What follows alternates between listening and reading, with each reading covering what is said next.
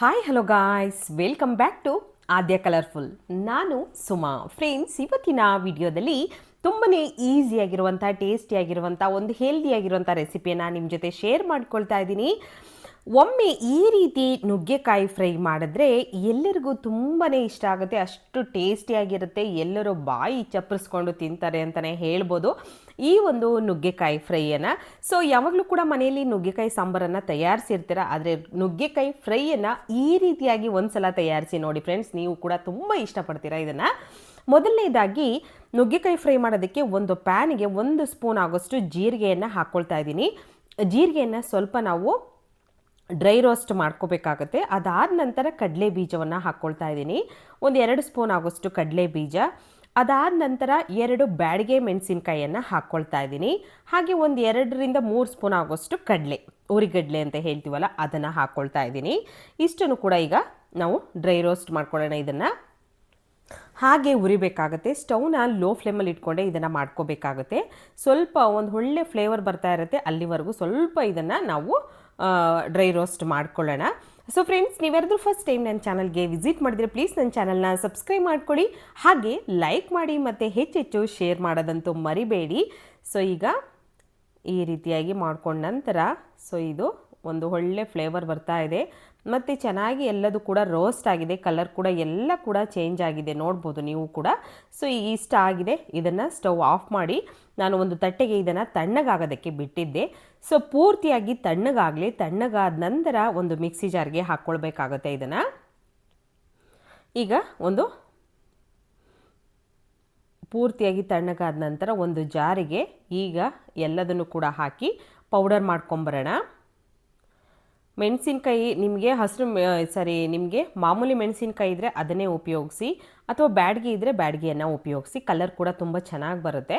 So ಇಷ್ಟನ್ನು powder ಮಾಡ್ಕೊಂಡು ಬಂದಿದ್ದೀನಿ, ನೋಡ್ಬೋದು ಇವಾಗ ನೀವು. ಈ ರೀತಿಯಾಗಿ ನುಣ್ಣಗೆ ಎಷ್ಟು ಸಾಧ್ಯ ಆಗುತ್ತೋ ಅಷ್ಟು ನುಣ್ಣಗೆ ಮಾಡ್ಕೊಂಬಂದರೆ ಸಾಕು ಇದನ್ನು. ಸೊ ಇದನ್ನು ಒಂದು ಸೈಡ್ ತೆಗೆದಿಟ್ಕೊಳ್ಳೋಣ. ನಂತರ ಈಗ ನುಗ್ಗೆಕಾಯಿಯನ್ನು ತೊಗೋಬೇಕಾಗುತ್ತೆ. ಸೊ ನುಗ್ಗೆಕಾಯಿ ನಿಮಗೆ ಎಷ್ಟು ಇಷ್ಟ ಆಗುತ್ತೆ ಈ ಫ್ರೈ ಮಾಡಬೇಕಾದ್ರೆ, ಎಷ್ಟು ಬೇಕೋ ನೋಡಿಕೊಂಡು ಕ್ವಾಂಟಿಟಿಯನ್ನು ನೀವು ಮಾಡ್ಕೊಳ್ಳಿ. ಸುಮಾರು ನಾನಿಲ್ಲಿ 6ರಿಂದ 7 ನುಗ್ಗೆಕಾಯಿಯನ್ನು ಉಪಯೋಗಿಸ್ತಾ ಇದ್ದೀನಿ. ಸೊ ಇದು ನಾಟಿ ನುಗ್ಗೆಕಾಯಿ. ಸೊ ತುಂಬಾ ಟೇಸ್ಟಿಯಾಗಿರುತ್ತೆ ಫ್ರೆಂಡ್ಸ್. ಖಂಡಿತವಾಗ್ಲೂ ಈ ಒಂದು ಸೀಸನ್ನಲ್ಲಿ ಮಾಡ್ಕೊಂಡು ತಿನ್ನಲೇಬೇಕಾಗಿರುವಂತಹ ಒಂದು ರೆಸಿಪಿ ಇದು. ಯಾಕೆಂತಂದರೆ ಮಕ್ಕಳು ಕುರುಕುರೆ ಬೇಕು, ಚಿಪ್ಸ್ ಬೇಕು, ಬೋಂಡ ಬೇಕು, ಬಜ್ಜಿ ಬೇಕು ಅಂತಾರೆ. ಬಟ್ ನೀವು ಇದನ್ನು ಒಂದು ಸಲ ನುಗ್ಗೆಕಾಯಿ ಫ್ರೈ ಮಾಡಿಕೊಟ್ರೆ ಈ ರೀತಿ ಮತ್ತೆ ಮತ್ತೆ ಮಾಡ್ಕೊಂಡು ತಿಂತಾರೆ ನೋಡಿ. ಬೇಕಿದ್ರೆ 100% ಹೇಳ್ತೀನಿ, ಯಾಕೆಂದರೆ ಅಷ್ಟು ಟೇಸ್ಟಿಯಾಗಿರುತ್ತೆ ಇದು. ಮಕ್ಕಳನ್ನ ಆ ಕಡೆ ಅಟ್ರ್ಯಾಕ್ಟ್ ಮಾಡುತ್ತೆ, ಅಷ್ಟು ಟೇಸ್ಟಿ ಇರುತ್ತೆ ಇದು. ಸೊ ಖಂಡಿತ ನೀವು ಕೂಡ ಒಂದ್ಸಲ ತಯಾರಿಸಿ ಮಕ್ಕಳಿಗೆ ಕೊಡಿ, ಆಗ ಮಕ್ಕಳೇ ಹೇಳ್ತಾರೆ ಅಮ್ಮ ನುಗ್ಗೆಕಾಯಿ ಫ್ರೈ ಮಾಡಿಕೊಡಿ ಅಂತ. ಅಷ್ಟು ಅದ್ಭುತವಾಗಿರುತ್ತೆ ಫ್ರೆಂಡ್ಸ್. ಓಕೆ, ಸೊ ಈಗ ಒಂದು ಪ್ಯಾನಿಗೆ ನಾನಿಲ್ಲಿ ಒಂದು 2ರಿಂದ 3 ಸ್ಪೂನ್ ಆಗೋಷ್ಟು 2 ಟೇಬಲ್ ಸ್ಪೂನ್ ಆಗೋಷ್ಟು ಎಣ್ಣೆಯನ್ನು ಸೇರಿಸ್ಕೊಳ್ತಾ ಇದ್ದೀನಿ. ಸ್ವಲ್ಪ ಎಣ್ಣೆಯನ್ನು 2 ಟೇಬಲ್ ಸ್ಪೂನ್ ಅಷ್ಟು ಯಾಕೆ ಹಾಕ್ಕೊಂಡಿದ್ದೀನಿ ಅಂದರೆ, ಎಣ್ಣೆ ಅಥವಾ ತುಪ್ಪ ಯಾವುದನ್ನು ಬೇಕಿದ್ರೂ ಹಾಕ್ಕೊಳ್ಬೋದು ನೀವು. ಸೊ ಈಗ ನಾನಿಲ್ಲಿ ಎಣ್ಣೆಯನ್ನು ಹಾಕೋದ ನಂತರ ನಾನು ಇಲ್ಲಿ ನುಗ್ಗೆಕಾಯಿಯನ್ನು ಫ್ರೈ ಮಾಡ್ಕೊಳ್ತಾ ಇದ್ದೀನಿ. ಸೊ ಎಣ್ಣೆಯಲ್ಲಿ ನುಗ್ಗೆಕಾಯಿಯನ್ನು ಫ್ರೈ ಮಾಡ್ಕೋಬೇಕಾಗತ್ತೆ, ಅದಕ್ಕೋಸ್ಕರ ಎಣ್ಣೆಯನ್ನು ಜಾಸ್ತಿ ಹಾಕ್ಕೊಂಡಿದ್ದೀನಿ. ಅದಾದ ನಂತರ ಬೇಕಿದ್ರೆ ಎಣ್ಣೆಯನ್ನು ನಾವು ಕಮ್ಮಿ ಉಪಯೋಗಿಸ್ಕೋಬೋದು. ಓಕೆ, ಸೊ ಇದಕ್ಕೆ ಸ್ವಲ್ಪ ಫ್ರೈ ಮಾಡೋದಕ್ಕೆ ಬೇಕಾಗುತ್ತೆ ಅಂತ ಹೇಳಿ ಹಾಕ್ಕೊಂಡಿರೋ ಅಂಥದ್ದು. ಸೊ ಈಗ ಎಲ್ಲ ನುಗ್ಗೆಕಾಯಿನೂ ನೀಟಾಗಿ ಕ್ಲೀನ್ ಮಾಡ್ಕೋಬೇಕು ಫ್ರೆಂಡ್ಸ್. ನೋಡ್ಬೋದು ನೀವು, ಈ ರೀತಿಯಾಗಿ ನಾನು ಕ್ಲೀನ್ ಮಾಡಿಕೊಂಡು ತೊಗೊಂಡಿರೋ ಅಂಥದ್ದು ನೋಡಿ. ಈಗ ಚೆನ್ನಾಗಿ ಈಗ ಎಣ್ಣೆಯಲ್ಲಿ ಫ್ರೈ ಮಾಡ್ಕೊಳ್ಳೋಣ. ಸ್ವಲ್ಪ ಇದು ಕಲರ್ ಕೂಡ ಚೇಂಜ್ ಆಗಬೇಕು, ಅಲ್ಲಿವರೆಗೂ ಫ್ರೈ ಮಾಡ್ಕೋಬೇಕು. ಕಲರ್ ಚೇಂಜ್ ಆಗದಲ್ಲೇ ನೀವು ತೆಗೆದಿಟ್ರೆ ಅದು ಒಳಗಡೆ ಎಲ್ಲ ಬೆಂದಿರೋದಿಲ್ಲ, ಹಸಿ ಹಸಿ ಇರುತ್ತೆ. ಸೊ ಅದ್ಭುತವಾಗಿರುವಂಥ ಟೇಸ್ಟ್ ಅಂತೂ ಅವಾಗ ಕೊಡೋಲ್ಲ. ಓಕೆ, ಸೊ ಚೆನ್ನಾಗಿ ಫ್ರೈ ಮಾಡಿದ್ರೆ ಮಾತ್ರ ಒಳ್ಳೆ ಟೇಸ್ಟನ್ನು ಕೊಡುತ್ತೆ ಇದು. ಸೊ ಈಗ ನೋಡಿ, ಕಲರ್ ಸ್ವಲ್ಪ ಚೇಂಜ್ ಆಗಿದೆ, ನೀವು ಗಮನಿಸ್ಬೋದು ಇಲ್ಲಿ. ಈ ರೀತಿಯಾಗಿ ಗ್ರೀನ್ ಇದ್ದಿದ್ದು ಎಲ್ಲ ಸ್ವಲ್ಪ ಲೈಟ್ ಆಗ್ತಾ ಬರ್ತಾ ಇದೆ, ನೋಡ್ಬೋದು ನೀವು ಕೂಡ. ಈ ರೀತಿಯಾಗಿ ನೀಟಾಗಿ ಇದನ್ನು ಚೆನ್ನಾಗಿ ಬೇಯಿಸ್ಕೊಳ್ಳೋಣ. ತೀರಾ ಜಾಸ್ತಿ ಮಿಕ್ಸ್ ಮಾಡೋಕ್ಕೆ ಹೋಗಬೇಡಿ, ಆಗ ಏನಾಗುತ್ತೆ ಅಂತಂದರೆ ಎಲ್ಲ ಬಿಟ್ಕೊಳ್ಳುತ್ತೆ, ಪೀಸ್ ಆಗಿಬಿಡುತ್ತೆ. ಸೊ ಅದಕ್ಕೋಸ್ಕರ ನಿಧಾನವಾಗಿ ಮಗ್ಚೋ ಕೈ ತಗೊಳ್ಳಿ. ಓಕೆ, ಇಲ್ಲ ಅದರಿಂದ ನೀವು ಮಿಕ್ಸ್ ಮಾಡಿಕೊಂಡ್ರೆ ನೀಟಾಗಿ ಸರಿಯಾಗುತ್ತೆ. ತೆಗಿಬೇಕಾದ್ರೆ ನೋಡ್ಬೋದು ಜಾಲರಿಯಲ್ಲಿ ತೆಗಿತಾ ಇದ್ದೀನಿ. ಸೊ ಈ ರೀತಿಯಾಗಿ ತೆಗೆದು ಒಂದು ತಟ್ಟೆಗೆ ಇಟ್ಕೊಳ್ಳೋಣ ಫಸ್ಟಿಗೆ ಎಲ್ಲದನ್ನು ಕೂಡ ಈ ರೀತಿ. ಮತ್ತು ನಿಮ್ಮ ಇನ್ನೂ ಜಾಸ್ತಿ ಇದ್ದರೆ ಮತ್ತೊಂದು ಬ್ಯಾಚ್ ನೀವು ನುಗ್ಗೆಕಾಯಿನ ಎಣ್ಣೆಯಲ್ಲಿ ಹಾಕಿ ಫ್ರೈ ಮಾಡ್ಕೋಬೋದು. ಸೊ ಈಗ ಎಣ್ಣೆ ಒಂದು 2 ಸ್ಪೂನ್ ಎಣ್ಣೆ ತೆಗೆದು ಇಟ್ಟಿದ್ದೀನಿ. ಅದಾದ ನಂತರ ಅದೇ ಎಣ್ಣೆಗೆ ನಾನು ಸ್ವಲ್ಪ ಸಾಸಿವೆಯನ್ನು ಸೇರಿಸ್ಕೊಳ್ತಾ ಇದ್ದೀನಿ. ಸಾಸಿವೆ ಮತ್ತು ಸ್ವಲ್ಪ ಜೀರಿಗೆಯನ್ನು ಕೂಡ ಪೌಡರ್ ಮಾಡೋದಕ್ಕೆ ನಾವು ಉಪಯೋಗಿಸಿದ್ದೀವಿ ಆಲ್ರೆಡಿ, ಅದಕ್ಕೋಸ್ಕರ ಇದಕ್ಕೆ ಜಾಸ್ತಿ ಜೀರಿಗೆ ಹಾಕ್ಕೊಳ್ತಾ ಇಲ್ಲ. ಅದಾದ ನಂತರ ಇದಕ್ಕೆ ಸ್ವಲ್ಪ ಉದ್ದಿನ ಬೇಳೆಯನ್ನು ಸೇರಿಸ್ಕೊಳ್ತಾ ಇದ್ದೀನಿ. ಸ್ವಲ್ಪ ಉದ್ದಿನ ಬೇಳೆ ಹಾಕಿದ ನಂತರ ಸ್ವಲ್ಪ ಕರಿಬೇವನ್ನು ಕೂಡ ಸೇರಿಸ್ಕೊಳ್ಳೋಣ. ಹಾಗೆ ಇದಕ್ಕೆ ಒಂದು ಈರುಳ್ಳಿಯನ್ನು ಸಣ್ಣದಾಗಿ ಕಟ್ ಮಾಡಿ ಹಾಕ್ಕೊಳ್ತಾ ಇದ್ದೀನಿ. ಇಷ್ಟನ್ನು ಹಾಕಿ ಈಗ ಚೆನ್ನಾಗಿ ಈರುಳ್ಳಿಯನ್ನು ಬಾಡಿಸ್ಕೋಬೇಕಾಗತ್ತೆ. ಸೊ ಈ ರೀತಿ ಸ್ವಲ್ಪ ಟ್ರಾನ್ಸ್ಪರೆಂಟ್ ಆದ ನಂತರ ನಾವು ಇವಾಗ ಫ್ರೈ ಮಾಡಿರುವಂತಹ ನುಗ್ಗೆಕಾಯಿಯನ್ನು ಇದಕ್ಕೆ ಸೇರಿಸ್ಕೊಳ್ಳೋಣ. ನೋಡಿ, ಫ್ರೈ ಮಾಡಿರುವಂಥ ನುಗ್ಗೆಕಾಯಿಯನ್ನು ಹಾಕ್ಕೊಳ್ತಾ ಇದ್ದೀನಿ. ಇಷ್ಟನ್ನು ಹಾಕಿ ಇವಾಗ ಮಿಕ್ಸ್ ಮಾಡ್ಕೋಬೇಕು.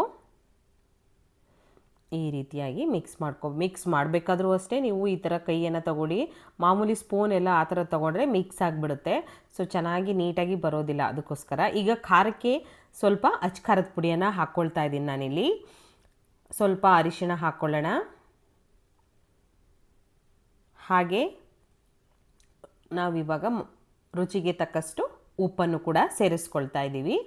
ಅದಾದ ನಂತರ ನಾವು ರುಬ್ಬಿರುವಂತಹ ಮಸಾಲ ಪೌಡರ್ ಇದೆಯಲ್ಲ ಅದನ್ನು ಸೇರಿಸ್ಕೊಳ್ತಾ ಇದ್ದೀನಿ. ಸೊ ಇಷ್ಟನ್ನು ಹಾಕಿ ಒಂದು ಸಲ ಮಿಕ್ಸ್ ಮಾಡ್ಕೊಂಬಿಡೋಣ. ಈ ರೀತಿಯಾಗಿ ನೀಟಾಗಿ ಮಿಕ್ಸ್ ಮಾಡ್ಕೊಳ್ತಾ ಇದ್ದೀನಿ. ಹೀಗೆ ಇದನ್ನು ಮಿಕ್ಸ್ ಮಾಡಿಕೊಂಡು ಸ್ವಲ್ಪ ಹೊತ್ತು ಇದನ್ನು ಬೇಯಿಸ್ಕೊಳ್ಬೇಕಾಗುತ್ತೆ. ಜಾಸ್ತಿ ಟೈಮ್ ಏನು ತಗೊಳ್ಳೋದಿಲ್ಲ, ತುಂಬಾ ಬೇಗ ಆಗುವಂಥದ್ದಿದು.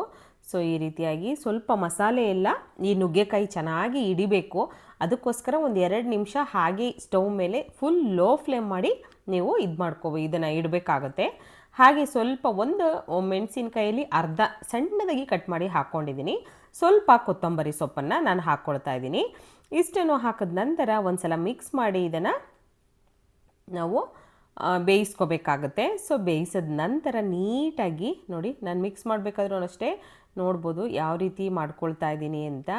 ಹೀಗೆ ನೀವು ನೀಟಾಗಿ ಮಾಡಿಕೊಂಡ್ರೆ ಪರ್ಫೆಕ್ಟಾಗಿ ಬಂದುಬಿಡುತ್ತೆ ಫ್ರೆಂಡ್ಸ್. ಇಲ್ಲ ಅಂತಂದರೆ ಮಿಕ್ಸ್ ಆಗಿಬಿಡುತ್ತೆ, ತೀರಾ ಪೀಸಾಗಿ ಬಂದುಬಿಡುತ್ತೆ ಅದು. ಯಾಕೆಂದರೆ ನುಗ್ಗೆಕಾಯಿಯನ್ನು ಜಾಸ್ತಿ ಬೇಯಿಸಿದ್ರೂ ನಾವು ಸಾಂಬಾರಲ್ಲಿ ಜಾಸ್ತಿ ಬೇಯಿಸಿದ್ರೂ ಕೂಡ ಹಾಗೆ ಆಗುತ್ತೆ. ಅದಕ್ಕೋಸ್ಕರ ಓಕೆ. ಸೊ ಈಗ ರುಚಿಯಾಗಿರುವಂತಹ ಎಲ್ಲರೂ ಬಾಯಿ ಚಪ್ಪರಿಸ್ಕೊಂಡು ತಿನ್ನುವಂತಹ ಒಂದು ನುಗ್ಗೆಕಾಯಿ ಪಲ್ಯ ಅಥವಾ ನುಗ್ಗೆಕಾಯಿ ಫ್ರೈ ರೆಡಿಯಾಗಿದೆ. ಸೊ ಇದನ್ನು ಈಗ ಒಂದು ತಟ್ಟೆಗೆ ನಾನು ಸರ್ವ್ ಮಾಡ್ಕೊಳ್ತಾ ಇದ್ದೀನಿ. ತುಂಬಾ ಈಸಿಯಾಗಿ ಮಾಡ್ಕೊಳ್ಳುವಂತಹ ನುಗ್ಗೆಕಾಯಿ ಫ್ರೈಯನ್ನು ಈ ರೀತಿಯಾಗಿ ಒಂದ್ಸಲ ನೀವು ಕೂಡ ಮನೆಯಲ್ಲಿ ತಯಾರಿಸಿ ಹೇಗಿತ್ತು ಅಂತ ತಪ್ಪದೆ ಕಾಮೆಂಟ್ ಸೆಕ್ಷನಲ್ಲಿ ತಿಳಿಸಿ ಫ್ರೆಂಡ್ಸ್. ಓಕೆ, ಸೊ ಇವತ್ತಿನ ವಿಡಿಯೋ ಸ್ವಲ್ಪನಾದರೂ ಇನ್ಫಾರ್ಮೇಟಿವ್ ಅಂತ ನಿಮಗೆ ಅನಿಸಿದ್ರೆ ಖಂಡಿತ ಚಾನಲ್ನ ಸಬ್ಸ್ಕ್ರೈಬ್ ಮಾಡ್ಕೊಳ್ಳಿ, ಲೈಕ್ ಮಾಡಿ ಮತ್ತು ಹೆಚ್ಚೆಚ್ಚು ಶೇರ್ ಮಾಡಿ. ಇವತ್ತಿನ ಈ ವಿಡಿಯೋನ ಇಲ್ಲಿಗೆ ಮುಗಿಸ್ತಾ ಇದ್ದೀನಿ. ಮತ್ತೆ ಇನ್ನೊಂದು ಹೊಸ ವಿಡಿಯೋ ಜೊತೆ ಬರ್ತೀನಿ. ಅಲ್ಲಿವರೆಗೂ take care, bye, see you.